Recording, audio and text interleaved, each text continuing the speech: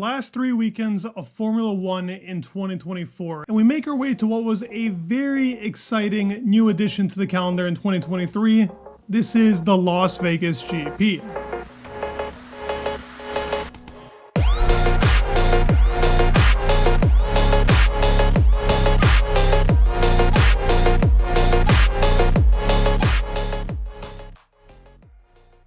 Now, the off-track and on-track stuff with Vegas was very big last year. Some people enjoyed it, others were very miserable with it, but I think in general, we all came to the conclusion that Vegas was a pretty good weekend overall, with the exception of how the FIA kind of handled the fans around free practice 1 and 2 because of the whole incident with that sewer drain coming up and almost hurting Carlos Sainz.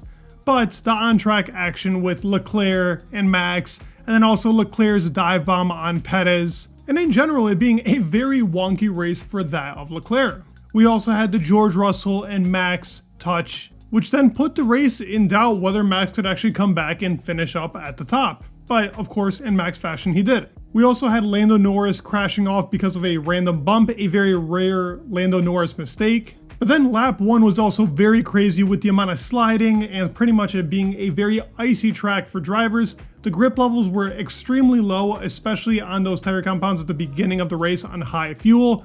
But as the race went on, graining was a very popular thing here. So the cars and the drivers that were able to contain the amount of graining that was happening were the ones that actually ended up having the most successful races. But the best moment of the Vegas GP, in my opinion, was that beautiful introduction of Checo and Bruce Buffer. By far the funniest and best moment. From Mexico, it's Sergio Checo Perez!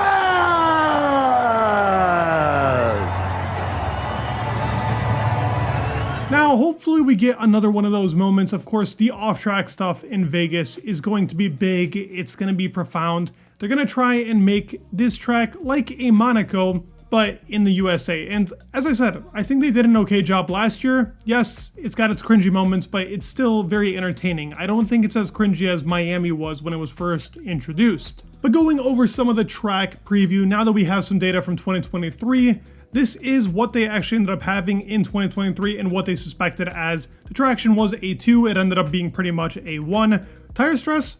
Sure, it's about a 3 or a 4. We are going on the C3, C4, and C5 tire compound, so the softest in the range for the Pirelli tires and our drivers. And these tire compounds have played a big difference into whether the teams have actually been successful or not.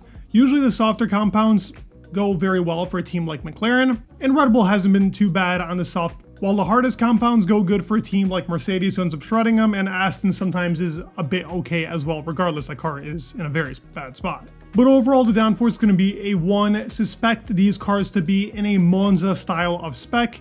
Yes, the Sector 1 is a little trickier, and Monza does not have a sector like this. There are corners where you need a bit of downforce, and considering the tire wear, maybe we'll see more rear wings like we saw in Baku, rather than what we saw in Monza, but that's a big if. I'd expect these cars to be in as minimal drag as possible. The track evolution is huge here because it's not typically a racing track, so there's not a lot of buildup from cars from the previous years, and a lot of dust is on this track, so that racing line will be very important. Going off that racing line will take a big hit to your lap time in the race and qualifying as well. And the tire strategy last year was a one-stop for the most part. I mean, it was very difficult to gauge because of the graining, but a one-stop is still the more optimal choice to go for, and I suspect that to probably be a medium to a hard. This year should be even more interesting than it was in 2023 because the cars are super close, and this track is very good at providing some action, especially in Sector 3. That sector provided so many good overtakes, and while they aren't the craziest ones, they're still very fun to watch because it's all about confidence on braking. And that's always what we want in our drivers. Who's more confident, who actually deserves to have the spot taken. But with that being said, let's go over a lap in Vegas. The start-finish line going into turn 1 will be one of the trickiest turns on the track. Turn 1 is that bit of a loop. You want to go as right as possible going into that to perfect that corner going out, to then set up turn 2 into turn 3, which will be very steady on the throttle. You want to get on full power as much as possible, for then turn 4, which is a DRS zone, Not many overtakes happened here, but it gets you close to the car to set up turn 5, which will be as left as possible, prioritizing the exit in a full flat turn 6 and a very tricky blind turn 7, which will set up 8, and then 9 you want to go as right as possible to get the best exit, going into yet another flat corner in turn 10, which is also built up into 11, and yet again a pretty blind corner for the drivers in turn 12 to set up one of the longest straights of our season. And this will be where the majority of overtakes happen. Turn 13 is flat, barely even a turn. Another DRS detection zone, only 2 here, shockingly enough. But that will then set up a lot of overtakes going to 14, the prime zone for these overtakes. Then 15 will then go into 16, a full flat here.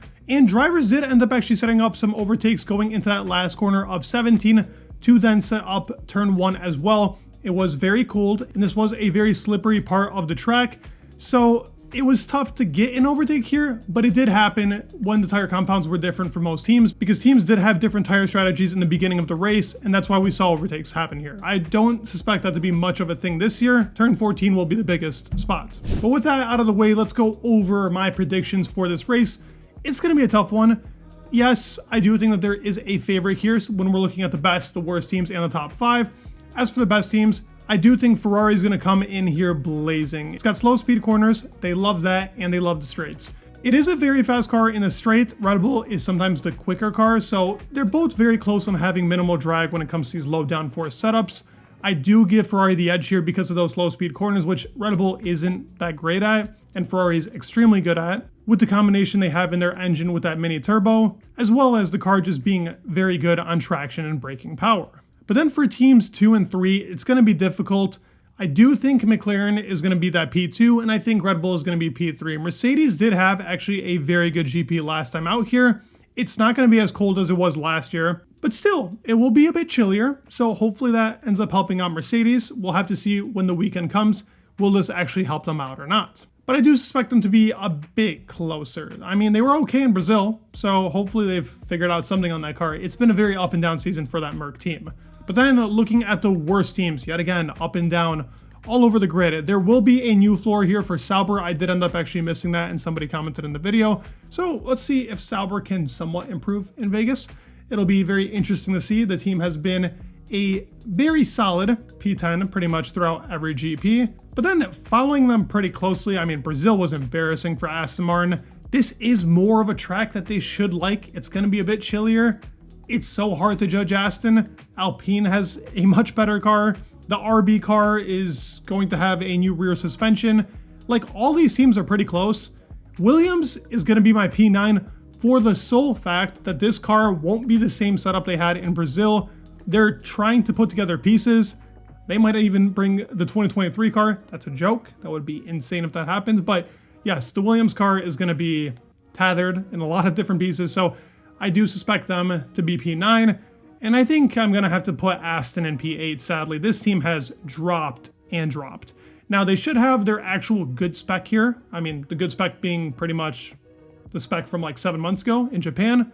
So let's see if that makes any difference. I do think Haas, RB is going to be a tricky one here, but Haas and Alpine are going to be teams to definitely look out for. They can definitely pose a threat to that top 4. I don't know if they're going to be able to overtake them, but they can get close. But with that out of the way, let's go over the top 5 here. I also think this is going to be very tough.